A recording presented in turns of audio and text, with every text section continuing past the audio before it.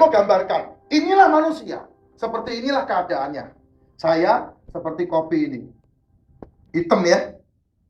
Saya tidak akan minum karena ini pahit luar biasa. Tidak ada gulanya. Ini saya yang tercipta 40 tahun silam. Ditambah 28 hari dalam kandungan. Ketika umur 28 hari dalam kandungan, saya melihat kejadian yang ajaib. Apa itu? Otak saya dibentuk. Otak saya tumbuh, neuron otaknya bertumbuh umur 28 hari dalam kandungan. Nah, saat-saat itulah anak mulai bisa berimajinasi. Saat-saat itulah anak mulai bisa memberikan respon apa yang diberikan oleh orang tuanya. Dan yang luar biasa adalah, yang ini saya mau koreksi, orang tua memberikan respon kepada anaknya itu negatif. Dalam tanda kutip kasih sayang tadi. Contoh, dia elus-elus perutnya. Aduh, nendang, senang dia. Tapi itu ketika dia senang. Tapi ketika dia dalam keadaan sedih, maka dia curhat ke anaknya. Dede, mama sedih banget. Kamu tahu nggak? Mama punya utang banyak. Nanti kamu kalau gede jangan jadi orang miskin ya. Yang pinter. Sepertinya itu doa. Sorry saudara, itu Anda sedang menciptakan neuron otak yang lagi kebentuk itu di alam bawah sadar endapannya itu adalah install negatif. Diinstal negatif.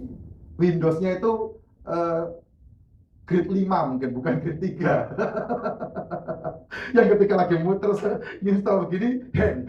Ketika lagi hang. Nah, itu bahaya di situ. Terus kemudian ketika dia kena masalah dengan suaminya, suaminya marah, suaminya emosi. Biasanya kalau ibu hamil kan tidak stabil ya. Lalu kena masalah dengan suaminya marah, kemudian pergi tinggalin rumah karena jengkel sama istrinya, cerewetnya minta ampun. Dia kembali curhat sama ibunya. Bapak nakal ya, ibu dimarah-marahin. Kamu tadi kaget enggak? Bapak bentak-bentak ibu.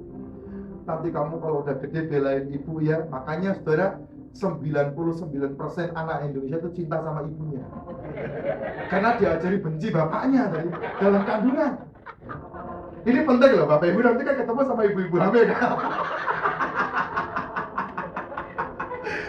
Cerita ini boleh dibawa, silakan. Dan kemudian ketika bapaknya marah, nggak pulang, lalu dia curhat lagi kepada anaknya.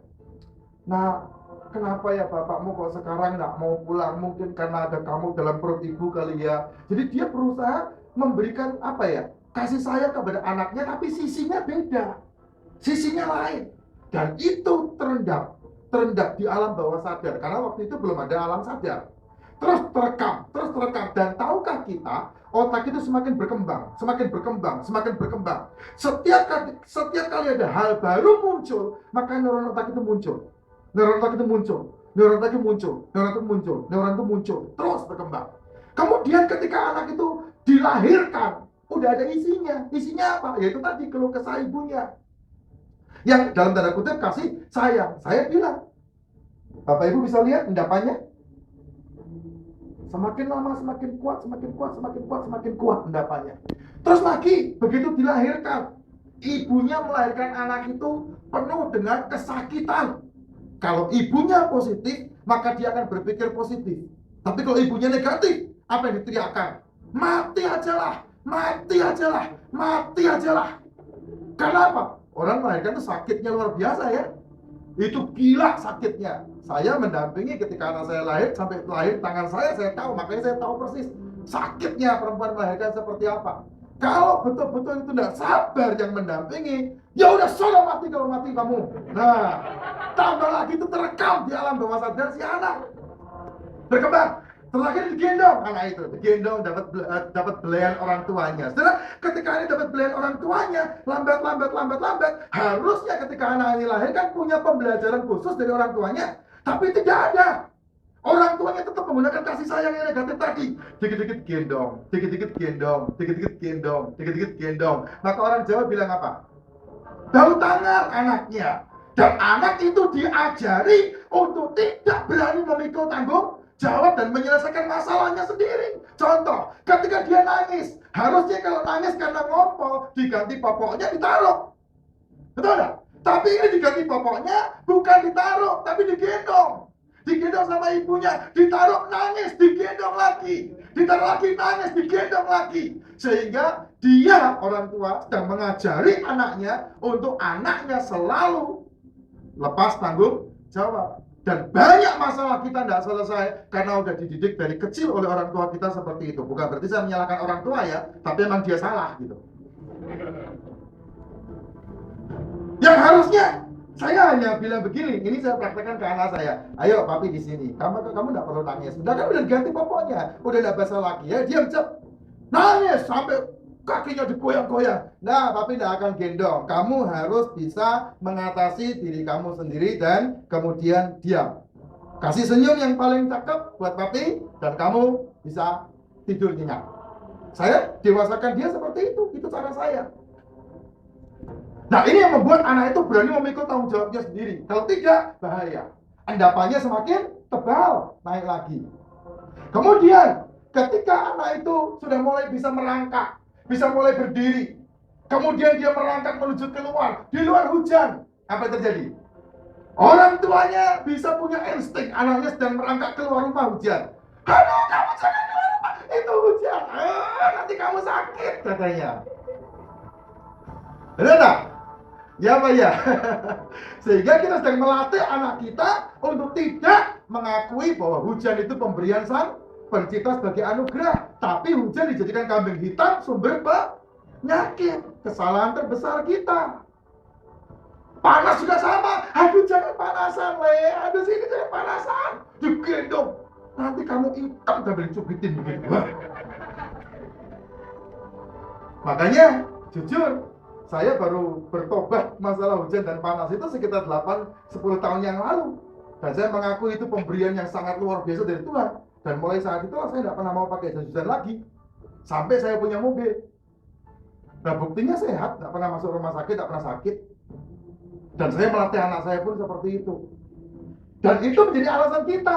Kenapa kamu kok kemarin tidak masuk kantor? Hujan Pak. Kenapa kok targetnya tidak tercapai? Hujan mulu. Hujan dijadikan kambing hitam, saudara. Anak saya kalau berangkat sekolah hujan, di tengah jalan dia basahan, saya tidak izinkan dia pulang loh. Sampai sekarang ini. Ayo berangkat, harus sampai ke sekolahan belajar, karena tugasmu belajar. Lalu akhirnya dia tahu, dia mensiasati. Kalau hujan dia berangkat pakai jas hujan, seragamnya dipakai di sekolahan. Atau kalau dia nggak mau begitu, seragam tetap dipakai, sekolah sambil basah. Pak, banyak masuk angin. Itu kan cuma pikiran aja. Masuk angin apa enggak, pusing apa enggak, itu hanya di pikiran. Sebetulnya pusing sama masuk angin itu enggak ada. Tapi di pikiran kita membuat itu terjadi sebetulnya. Makanya obat dokter paling laku itu. Pergi ke dokter, sakitnya itu. Pergi ke dokter, sakitnya itu. Padahal itu dibuat sendiri, dipikir sendiri sama dia. Makanya dokter kalau diajak ngomong ya, Anda akan senang. Dokter akan senang. Wah, pasien saya paling banyak gitu. Paling senang pokoknya ini gitu ya. Padahal cuma dikit aja sembuh. Dikit aja sembuh. Ketemu dokter aja belum dikasih obat udah sembuh itu. Karena cuma pikirannya aja. Apalagi kalau dokternya ganteng, dokternya cantik, itu tidak usah diobati, tahu-tahu sembuh pulang. Nah, terus kemudian berkembang terus di sini. Sumber daya ini tertutup. Lebih lagi ketika mulai jalan anak itu. Dia jalan, wah kakaknya resek, dikejar, digodai, wah dia lari, kesandung, jatuh, luka, nangis tak mau berhenti, digendong sama mamanya, cep, ayo diam, nggak mau diam. Lalu kuliah di mana mamanya, kuliah di mana papanya, sehingga ahli psikologi hebat. Siapa yang nakal? Itu kalimat didapat dari mana? Siapa nakal? Dan anak itu tidak pernah sekolah. Kok bisa merespon kalimat itu menjadi kalimat psikologi yang menenangkan dirinya. Dia langsung bisa tunjuk. Oh ini yang nakal, dipak sama mamanya. Ini nakal. Dah, cep, diam. Yang nakal udah dipak. Seketika anak itu diam bukan? Betul enggak? Ya makanya jangan heran. Dan itu berkembang terus. Sisi negatif itu mengendap. Dan kita diajar menjadi besar untuk selalu kalau punya masalah, selalu nengok kanan, nengok kiri. Siapa yang bisa disalahkan? Siapa yang nakal?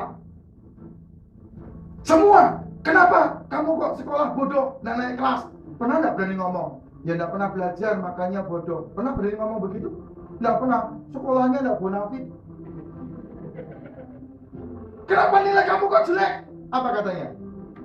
Gurunya galak, gurunya nggak bisa ngajar. Benar nggak? Kenapa? Karena kita diajari selalu mencari kambing hitam.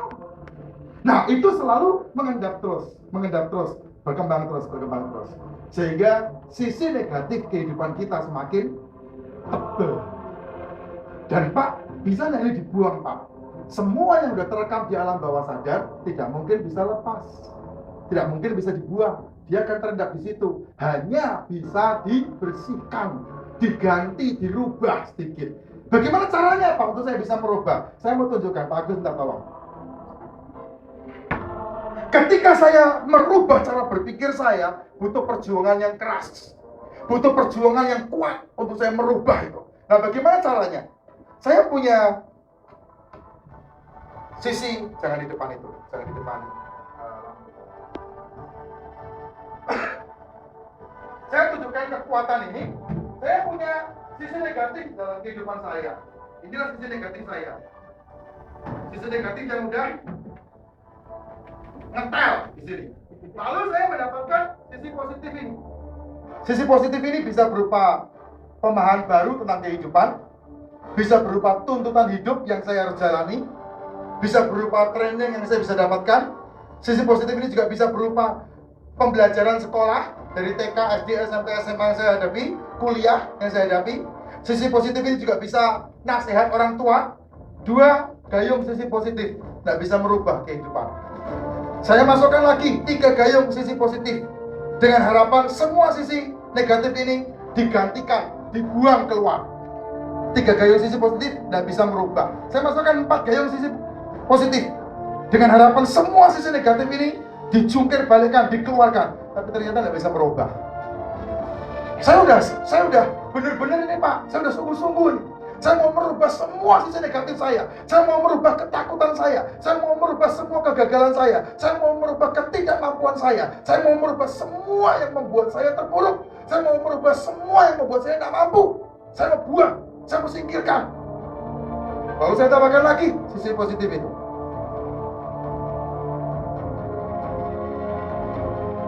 Lima, sisi positif tidak bisa merubah.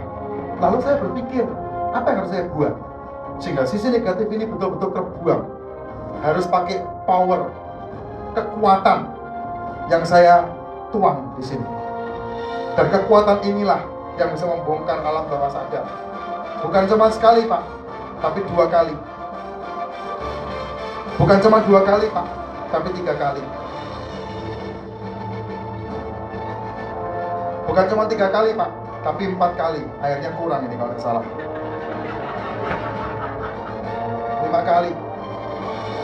Di sini saya baru menemukan, ya, kekuatannya. Saya bisa merubah, menghilangkan semua anggapannya, dan kemudian saya singkirkan lagi.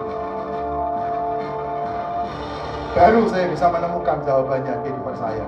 Butuh cukup lama saya membuat semua kehidupan ini berubah. Kalau tadi saya bilang hanya butuh 3 bulan Pak, betul. Neuron otak itu hanya butuh penyambungan 3 bulan. Tapi neuron otak itu sampai mampu membuat sebuah keahlian yang super duper luar biasa, itu butuh waktu yang tidak cuma sebentar. Seandainya dalam waktu yang singkat saya diam, saya udah puas, udah berubah. Kemasukan 1 tetes saja, kemasukan 2 tetes saja, kemasukan 3 tetes saja, kemasukan 4 tetes saja, kemasukan 5 tetes saja. Ya, 5 tetes yang negatif bisa lebih merusak lagi dalam kehidupan kita. Mungkinkah 5 tetes yang negatif ini bisa kita hilangkan dengan tetesan-tetesan yang sama, yang positif? Nggak bisa, saudara. Sulit, nggak mungkin. Untuk sesuatu yang negatif kita mau rubah, kita butuh kekuatan.